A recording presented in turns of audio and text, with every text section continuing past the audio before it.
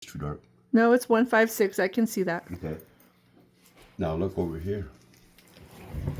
See, that predicts solar geomagnetic storms. Okay. Which, I was all excited about. Hey, we can predict any storm in the past, the future, the present, and all of that. But then, 13 Ahau. Oh, and this is the True Mile Book of the Chillimballam, translated by Randolph Royce. Oh, we scaring everybody already? Sorry. Hope you got clean shirts on.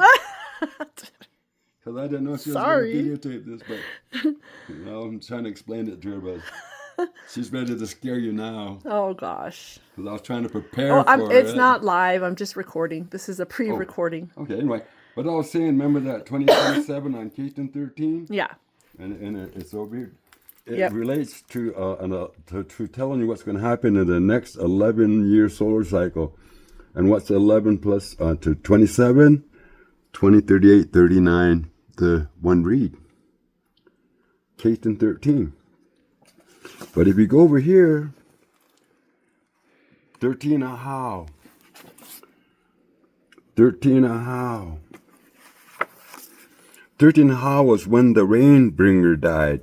It was the 6th year, the year count to the east. It was the year Porcon, pot was set to the east. It was the 15th day of the month, Zip. 9 Imex was the name when the Rainbringer, Napek Chu died. I need to find from the Mayans who this Napek Chu is. Yeah.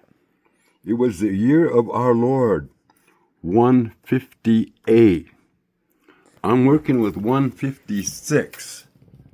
When I went to 158, it gave me the exact day and the year for when Quetzalcoatl is going to arrive, May 4th, 2038.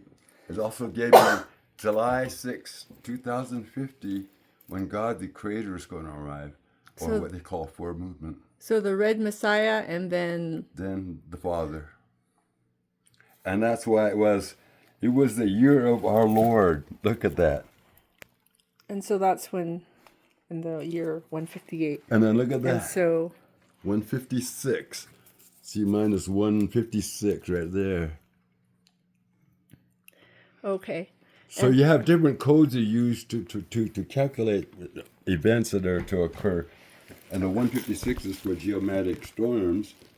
And 158, which is weird because it's based on 39 times 2, which makes 78.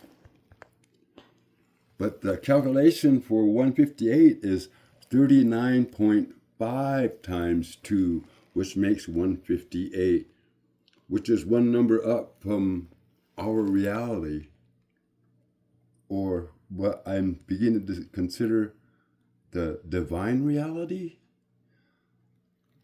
The step that's above us by like the next dimension is basically the that we can't perceive, level. We can't see the spiritual world. They can see us bumbling around, making human mistakes.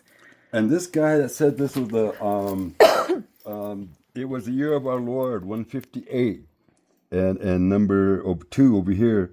The episode appeared the murder of Rainbringer and a pilgrimage of all of that.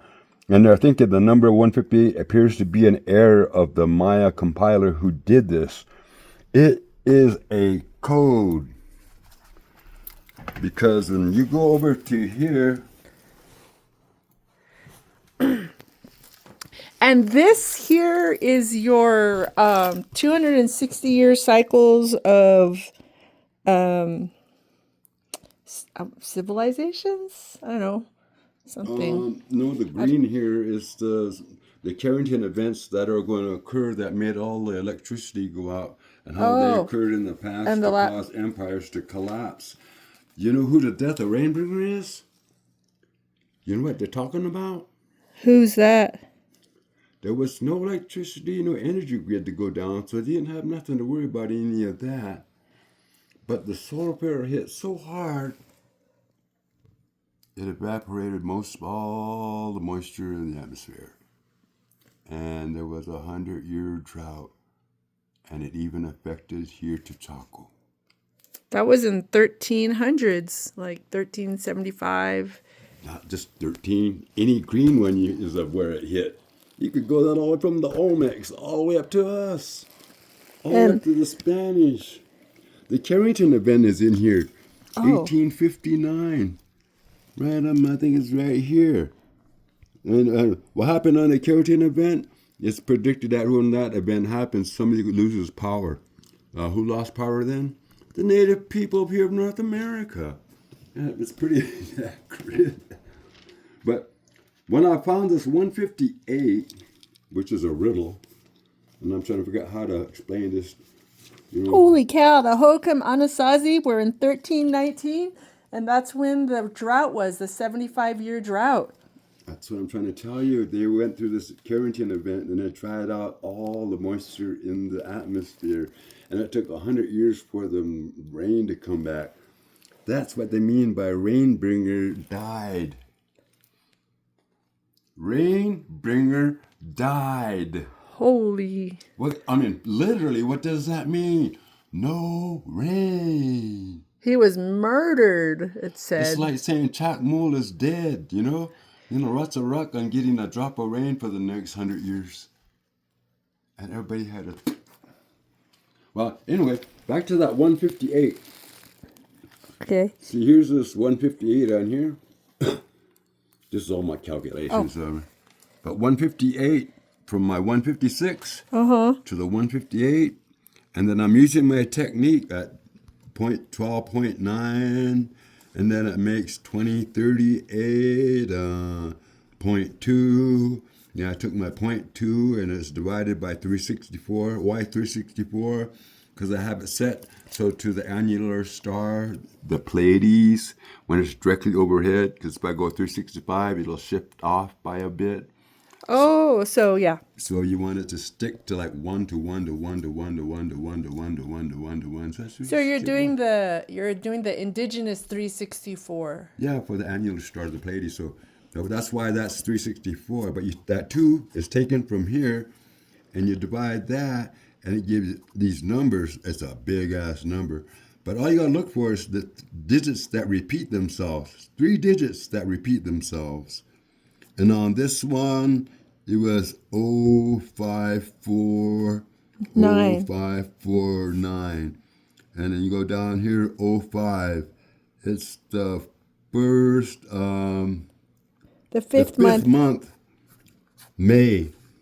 And then you go to the 4, the 4th day. And then you put it together on May 4th, 2038, Quetzalcoatl returns. At 9 p.m. or a.m. Better yet, May 4th is right when the sun is getting ready to go into the Pleiades. This is all connected to the solar cycles that are going to blow the shit out of humanity. Holy. The Pleiades is going to be in alignment with the sun, and then that's going to be in alignment with Earth. And then there's going to this thing. And that's happening on a one read. And then on a Carrington event, when it's going to blow the shit out of the sun, it's going to blow out the entire energy grid of the sun, of the Earth. And we're getting to a 1,144 year cycle. No, 190 years cycle. That one is also at that time. Whoops. 18 the Carrington event go on, plus 190, which is when the cycle returns. Takes you to 2038-39. But anyway, 158 times 13 on this side. And I find out over here that when using the same process, it went to July 6th of 2050. And what was in 2050? This is interesting. This one is 1 read at 2038. And then 2050 is 13 read, which is the emblem at the very top of the Aztec calendar stone that arrow pointing to at the very top of it. 13 read at the very top stands for this date. Yes. July 6th, 2050. 13 read, in other words. Right.